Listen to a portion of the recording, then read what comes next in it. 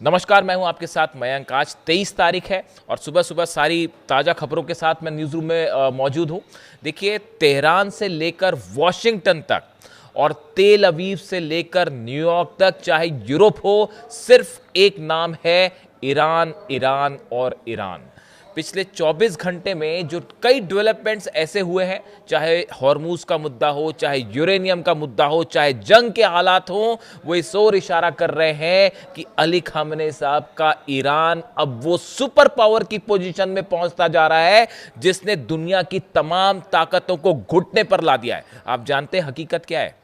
देखिए, अमेरिका जो है वो ईरान के साथ डील करने के लिए बेचैन है और अरब के 5 देश, इजिप्ट, तुर्की, कतर, सऊदी और पाक भी किसी तरह से जो है वो ईरान को मनाने में जुटा हुआ है।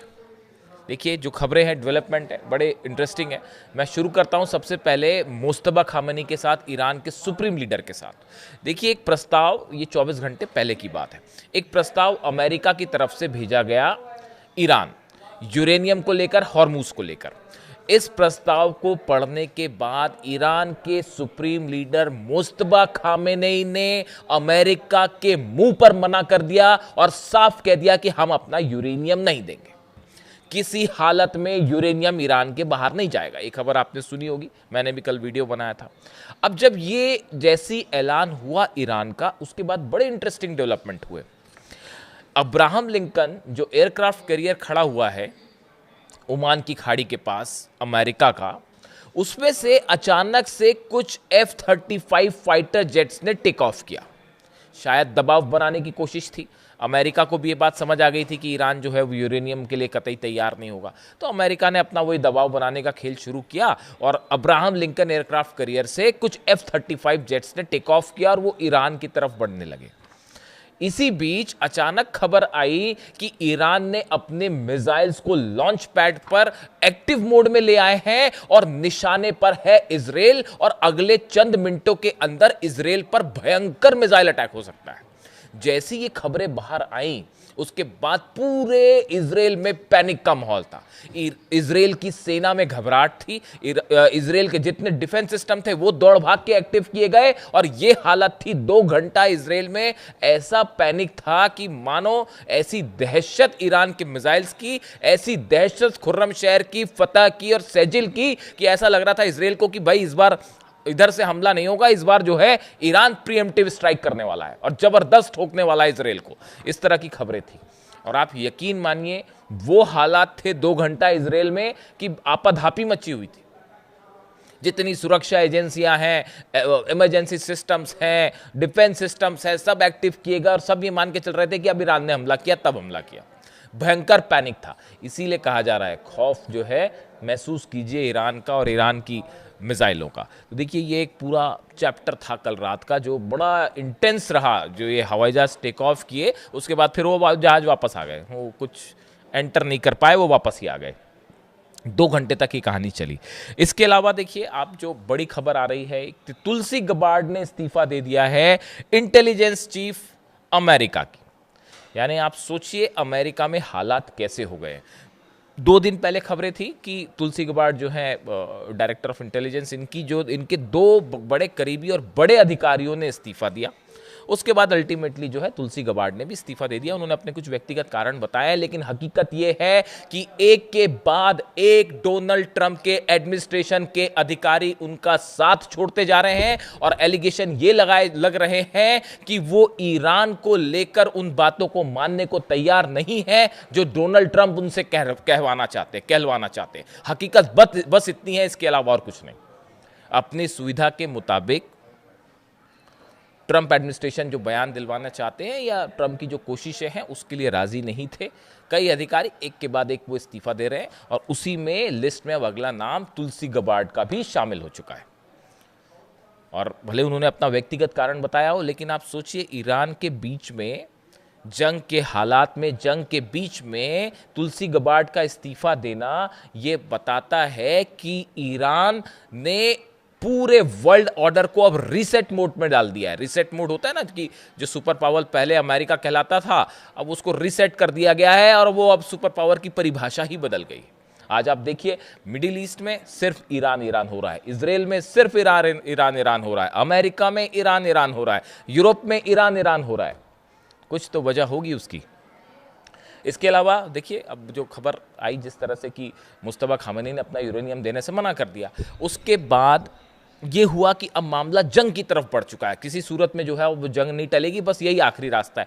लेकिन अब उसमें भी परेशानी है कि अगर अमेरिका की तरफ से हमला होता है, इजराइल की तरफ से हमला होता है, तो पलटवार भी बहुत ज़बरदस्त होगा। और शायद ऐसा पलटवार होगा कि पिछली बार से ज़्यादा, पिछली बार तो 15-16 बेस जले थे, इस बार पता चला कि वो रेंज जो है 7-8 हज़ार किलोमीटर वाली रेंज में सब कुछ तबाह हो जाए। इसकी बड़ी पॉसिबिलिटी है, इस पर मैं अलग से एक वीडियो कर दूंगा आपके लिए। अब देखिए खबर ये थी कि मुस्तफा खामेनी साहब ने मना कर दिया कि हम अपना यूरेनियम नहीं देंगे, बाहर नहीं जाएगा।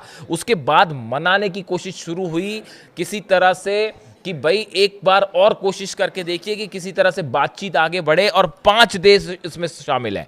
इजिप्ट का डेलीगेशन जो है वो तेहरान में है, तुर्की के अधिकारी तेहरान में है, पाकिस्तान से जनरल मुनीर जो है वो पाकिस्तान पहुंचे हैं, कतर के अधिकारी, सऊदी के अधिकारी, ये 5 देशों के अधिकारी इस समय तेहरान में मौजूद हैं। फोन पर लगातार कोशिशें हो रही हैं कि किसी तरह से मुस्तफा खामेनी साहब के गुस्से को कम किया जाए और किसी तरह से ईरान को बातचीत के टेबल पर लाया जाए और इस जंग को टाला जाए। और खास तौर पर देखिए कल पहले खबरें आई कि जनरल मुनीर ने अपना दौरा रद्द कर दिया है, क्योंकि मुस्तफा खामेनी ने मना कर दिया यूरेनियम देने से, यूरेनियम शिफ्ट करने से मना कर दिया उन्होंने।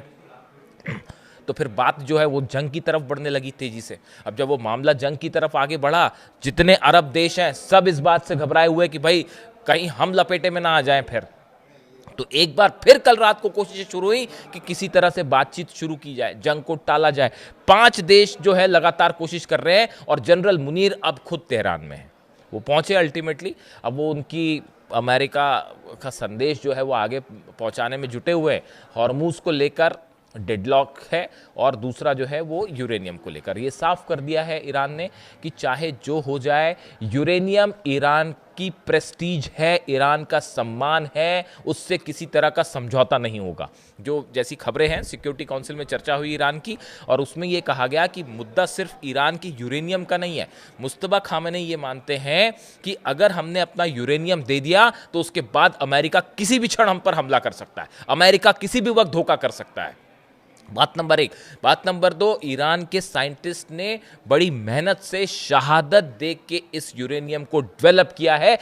जो 12 दिन की जंग में ईरान के साइंटिस्ट पे हमला हुआ, जो 40 दिनों के दौरान शहादतें हुई हैं, उनकी मेहनत का नतीजा है ये यूरेनियम, जो किसी हालत में नहीं दिया जाएगा। उन्होंने कहा कि ये ईरान के सम्मान का प्रतीक है जो नहीं दिया जाएगा। तो अब वो यूरेनियम जो है वो सिर्फ ईरान का एक न्यूक्लियर मटेरियल नहीं है, वो ईरान की प्रेस्टीज से जुड़ा हुआ मुद्दा बन गया और उसको सौंपने से इसीलिए मना कर दिया गया। अब हॉर्मूज पे और न्यूक्लियर प्रोग्राम पर मुनीर जाके वहाँ क्या बात करेंगे, ये 5 देश क्या समझाएंगे, बड़ा ही मुश्किल है मामला आगे बढ़ना।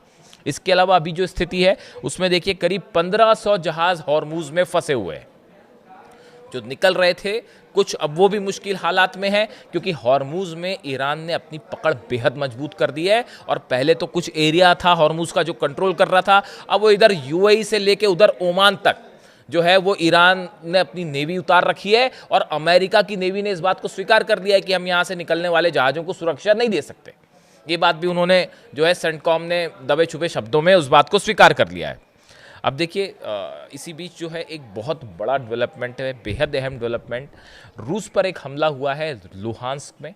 लुहांस्क में एक स्टूडेंट डॉर्मेटरी थी, एक ऐसी बिल्डिंग थी जिसमें काफ़ी सारे स्टूडेंट मौजूद थे, छात्र मौजूद थे। इसके ऊपर ड्रोन स्ट्राइक हुई, इसके ऊपर बड़ा हमला हुआ है। नतीजा ये हुआ वो पूरी बिल्डिंग गिर गई है और कई छात्रों की मौत हो गई है और कई उस मलबे में इस वक्त दबे हुए हैं। खुद पुतिन ने आके इस बात की जानकारी दी कि कई उसमें छात्र बच्चे दबे हुए हैं नीचे, उनको निकालने की कोशिश की जा रही है। कई लोगों की मौत हो गई है, कई लोग घायल हो गए।